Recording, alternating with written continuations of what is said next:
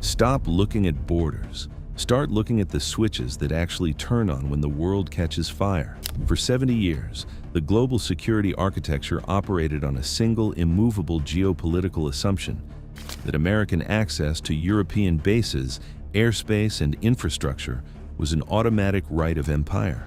The 2026 Iran crisis proved that this assumption is now a relic of the Cold War.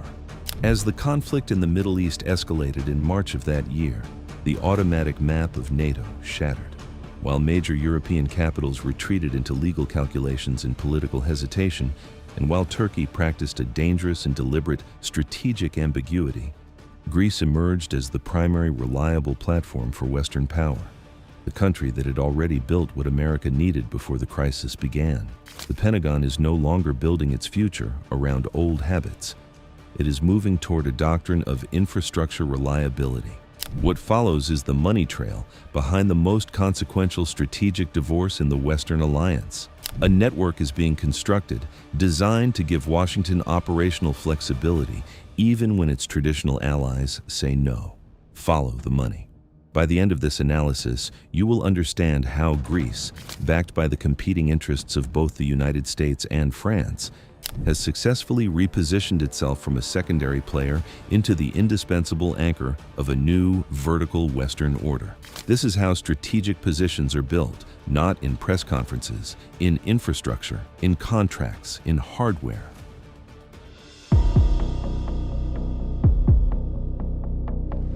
In the new Eastern Mediterranean, strategic predictability is the only currency that matters. Chapter 1 is not about diplomacy. It is about infrastructure, the ports, bases, and energy routes that remained live when the rest of the alliance became paralyzed by political risk. During the height of the Iranian missile crisis in 2026, when the United States required immediate operational support, Athens did not hesitate. It activated the Rubio-Geopolitics framework, a strategic blueprint designed specifically to ensure that Western security would never again hinge on a single volatile pillar. The crown jewel of this reliability is Souda Bay in Crete. While many bases are essentially parking lots for aircraft, Souda is what strategists call an unsinkable platform. Its centerpiece is the K-14 pier, which is the only facility in the entire Eastern Mediterranean where 100,000-ton nuclear-powered aircraft carriers, such as the USS Gerald R. Ford, can actually dock rather than anchor offshore. This is a massive tactical advantage. In the past, transporting supplies to a carrier anchored in the open sea was slow and heavily dependent on weather. Now, a U.S. carrier strike group can dock at K-14 and reset its entire logistics chain in a fraction of the time. In late 2025, the U.S. Navy finalized a $75 million infrastructure contract for Souda, following a $43 million expansion of the Marathi Logistics Center, signaling that this is now the primary hub for projecting power into the Levant and the Suez Canal. However, the money trail leads further north to a location that has effectively neutralized the greatest leverage Turkey once held over NATO, the port of Alexandroupolis. For decades, Turkey's control of the Bosphorus Strait gave Ankara a veto over NATO logistics that didn't require ammunition. They could slow down the movement of heavy armor with paperwork and political pressure under the Montreux Convention. Today, the Pentagon has built its own gate and kept the keys. The real secret to this shift was a $2.3 million U.S. Navy-funded project to remove a sunken dredger that had blocked the port's deep-water basin for years. By clearing that wreckage, the U.S. unlocked a Bosphorus bypass. In March 2024, the port made U.S. Army history, facilitating the first movement of a full heavy brigade through Greek territory, with Abrams tanks and Bradley fighting vehicles moving by Greek rail toward the Balkans, bypassing the Turkish straits entirely. This logistics grid is reinforced by hardware homogeneity. Greece has moved to ensure its military is systemically integrated with American standards, purchasing 35 UH-60M Black Hawk helicopters in a $1.2 billion deal. By flying the same platforms as the U.S. Army aviation rotations stationed at Volos and Stefanovicchio, Greek and American pilots can share hangars, maintenance crews, and tactical data links. The F-35 program follows the same logic. Greece is on a confirmed path toward delivery from 2028, alongside modern frigates and upgraded command infrastructure. Greece is no longer just hosting a guest, it has become an embedded operational partner. The infrastructure story is also matched by the financial one. Greece spends approximately 3% of its GDP on defense. In an alliance where most members spent years debating whether to reach the 2% target, Greece had already passed it. The pattern is visible before you reach any political analysis. Greece did not become useful in 2026. The infrastructure was already there. The investment was already made. What the crisis revealed was not Greece's potential. It was everyone else's limits. By the way, only 18% of viewers are subscribed. If this kind of deep dive geopolitics matters to you, like and subscribe. Let's keep revealing what others miss.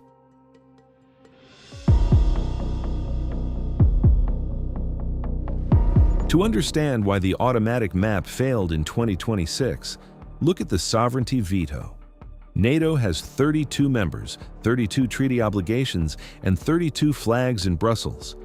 But it remains a defensive shield, not a blank check for America's offensive policy.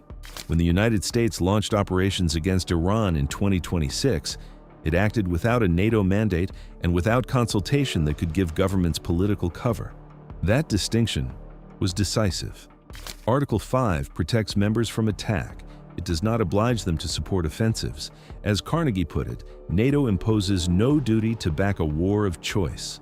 European governments used that framing as a strategic exit ramp, so the corridor Washington assumed was open was not. For many capitals, the legal and political cost of access became too high. Spain denied Rota and Moran for Iran-related operations. France limited U.S. military activity in its airspace. Austria and Switzerland invoked constitutional neutrality. These decisions created a logistical black hole across Central Europe, weakening American reach. But each refusal had its own money trail. Italy's prime minister, despite closeness to Trump, could not deliver Sigonella without risking coalition collapse. She chose survival over alliance solidarity. France followed a deeper doctrine. Since AUKUS in 2021, Paris has pushed European strategic autonomy. For France, every no to Washington was a yes to European leadership. This is the Greenland paradigm. Europe refusing to act as an automatic platform for American pivots. Base access is no longer guaranteed. It is negotiated through domestic politics, legal limits, and strategic self-interest. The NATO map of automatic cooperation had become a map of calculated reliability. And then there was Ankara, not refusing, not committed, playing a different game entirely.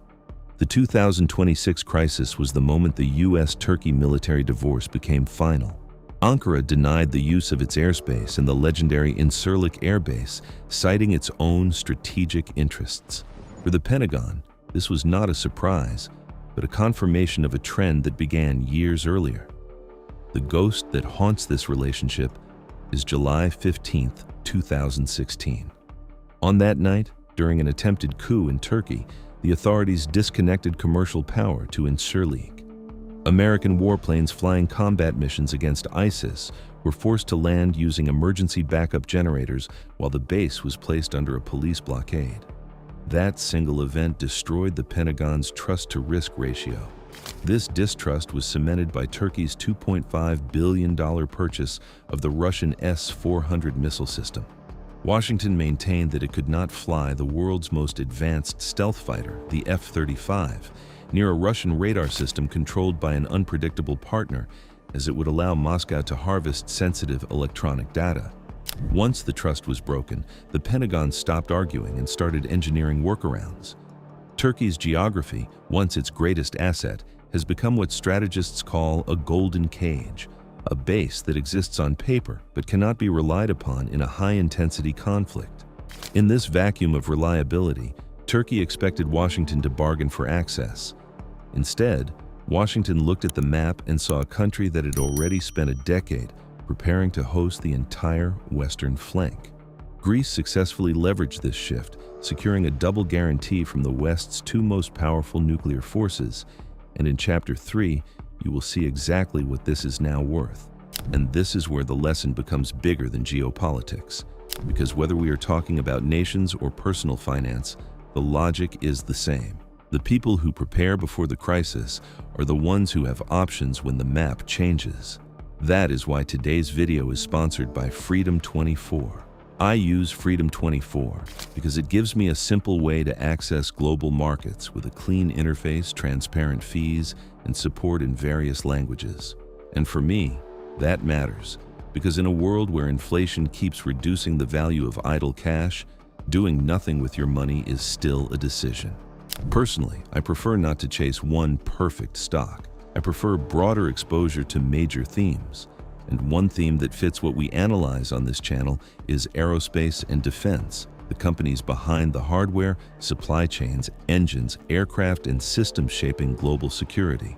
One ETF I'm watching closely is the iShares Global Aerospace and Defense UCITS ETF, ticker DFND. It gives exposure to companies such as Boeing, RTX, GE Aerospace, Airbus, and Rolls-Royce. The same kind of industrial backbone we keep discussing when we talk about military power and strategic infrastructure. With Freedom24, opening an account takes only a few minutes using your ID or passport, and you do not need a large amount to start. Even a small first deposit can help you begin building exposure step by step. Of course, investing involves risk, and past performance never guarantees future results. Check the link in the description or scan the QR code on the screen. And if you join through our link, you directly support Money Trail and help us keep producing independent geopolitical analysis.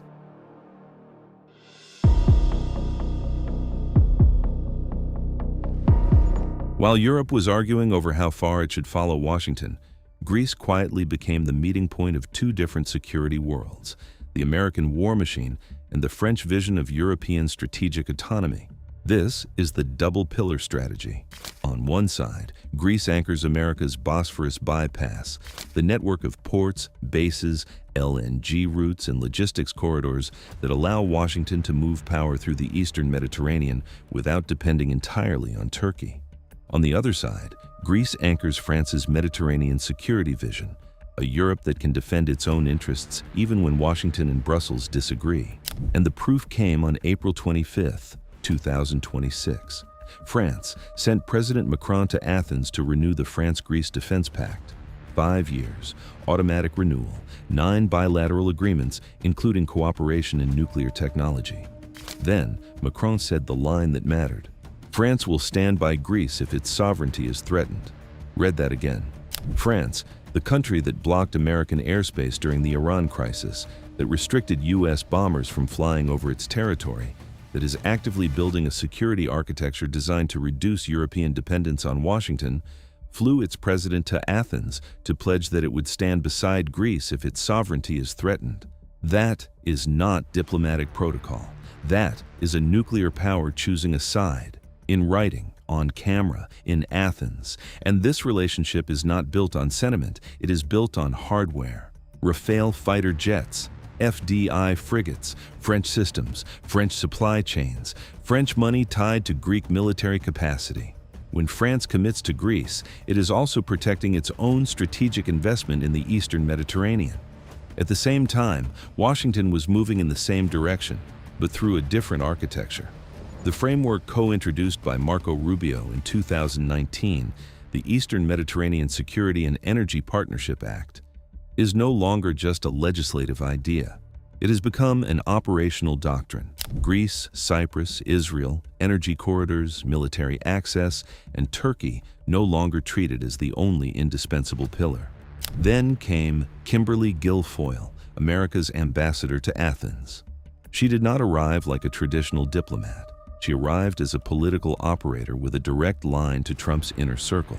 In her confirmation hearing, she spoke bluntly about Turkey's S-400 purchase, calling it a serious strategic problem inside NATO and making clear that Turkey's exclusion from the F-35 program was the result of Ankara's own choices. For Athens, the message was obvious. Turkey's F-35 path remained closed. Greece's path was open. That asymmetry is not a technical detail, it is a strategic verdict. While Ankara struggles with aging F-16s and a Russian radar system that cannot be integrated into NATO's stealth battlefield, Greece is preparing for fifth-generation air power. Androvida Air Base, exercises like Iniakos and Poseidon's Rage, and deeper U.S.-Greek training have turned Greek territory into a live laboratory for Allied power. This is the double shield Turkey cannot easily replicate. Paris commits to Greek sovereignty with nuclear state weight. Washington commits through bases, aircraft, ports, energy corridors, and political access. Turkey's strategy is to remain available to everyone. Greece's strategy is sharper, becomes structurally indispensable to two specific powers, not through speeches, through hardware, infrastructure, signed agreements, and obligations that now bind both Washington and Paris to the Greek map. That is Greece's advantage.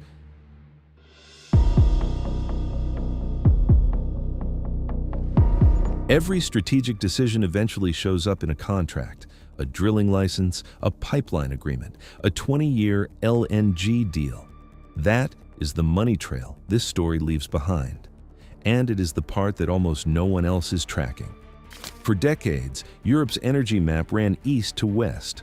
Russian gas entered through pipelines controlled by Moscow, transiting through countries that could be pressured, threatened, or, as happened in 2006 and 2009, simply cut off. The architecture of European energy supply was, by design, an architecture of dependence, and Turkey sat at one of its most critical junctions. That map is being redrawn, not by a political declaration, by infrastructure already in the ground. The Alexandroupolis Floating Storage and Regasification Unit, Greece's LNG terminal in the northeastern Aegean, entered commercial operations in October 2024. Annual capacity, 5.5 billion cubic meters. It feeds directly into the IGB pipeline connecting to Bulgaria, which connects in turn to the Trans-Adriatic pipeline running into Central Europe. This is the vertical corridor, south to north. American LNG arriving by tanker at Greek terminals, entering European pipelines through Greek infrastructure, reaching markets that were once entirely dependent on Russian supply, routed through Turkish-controlled geography. The second entry point is Revithousa, near Athens, Greece's original LNG terminal, now functioning as a second door for U.S. LNG as American export volumes expanded following the disruption of Middle Eastern energy routes during the Iran crisis. Here is what the headlines miss. These pipelines are hydrogen-ready. The infrastructure being built today is not designed exclusively for natural gas. It is engineered for compatibility with hydrogen, the energy carrier that Europe's industrial base will increasingly depend on as fossil fuel demand declines through the 2030s and beyond. The Balkan countries connecting to Greek energy infrastructure today are not connecting to a temporary supply solution. They are connecting to Greece's energy corridor for the next 50 years. The architecture locks in Greek centrality not for a decade, for a generation. And below the surface, the commercial signal is already visible. In April 2026, ExxonMobil Energean and Helen IQ Energy finalized a drilling contract for Block 2, located in the northwestern Ionian Sea, west of Corfu and adjacent to the Italian EEZ. Exploratory drilling is expected to begin in February 2027, marking Greece's first offshore exploration well in nearly 40 years. ExxonMobil does not deploy long-term capital without a geopolitical calculation. Its presence in Greek offshore blocks is not purely commercial. It is a signal that the world's largest private energy company considers Greece's territorial waters stable, legally defensible, and worth generational investment. When American military infrastructure and American energy capital point at the same country simultaneously, that is not coincidence. That is a verdict. And ExxonMobil's signature is the seal. The picture that emerges from these facts is not complicated, and it is not temporary. Greece controls the deepest water pier in the eastern Mediterranean. It hosts the land corridor that bypasses the Turkish Straits. It receives American LNG and routes it northward through hydrogen-ready pipelines. Its offshore waters will be drilled by ExxonMobil. Its air force is receiving F-35s that Turkey cannot. Its sovereignty is guaranteed by two nuclear powers through signed, legally binding agreements. None of this was constructed in 2026. It was built before the crisis began. The crisis did not create Greece's strategic position, it revealed it.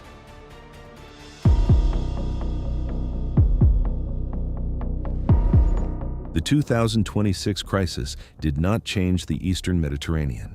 It revealed what the Eastern Mediterranean had already become. Washington no longer builds bridges it cannot control. It builds corridors it can rely on when political will collapses, when old assumptions expire, and when the automatic map turns out to be made of rhetoric, not reinforced concrete. Reliability has replaced size. Predictability has replaced volume. 32 flags in NATO. One crisis in the Eastern Mediterranean. One country that had already built the answer. The old NATO question was, who is formally allied? The new question is, whose territory can America actually use when the crisis starts? That question was answered in a harbor in Crete, in a pipeline running north from the Aegean, in a pier at Marathi, wide enough to hold the world's most powerful aircraft carrier. In 9 signed agreements on a table in Athens, signed on the same weekend, Washington was calling Greece indispensable, and Paris was pledging to defend its sovereignty. Alliances are now judged by infrastructure that works under pressure. In the new Mediterranean, predictability is power. Greece isn't just on the map, Greece is the map. Special thanks to Freedom24 for making this analysis possible. If you're serious about building a great financial future, be sure to check them out in the description below. If this analysis helped you trace the real architecture of Western power in the Mediterranean, subscribe. The next chapter is already being written. And don't stop here. Watch the videos on your screen now to follow the story where it leads.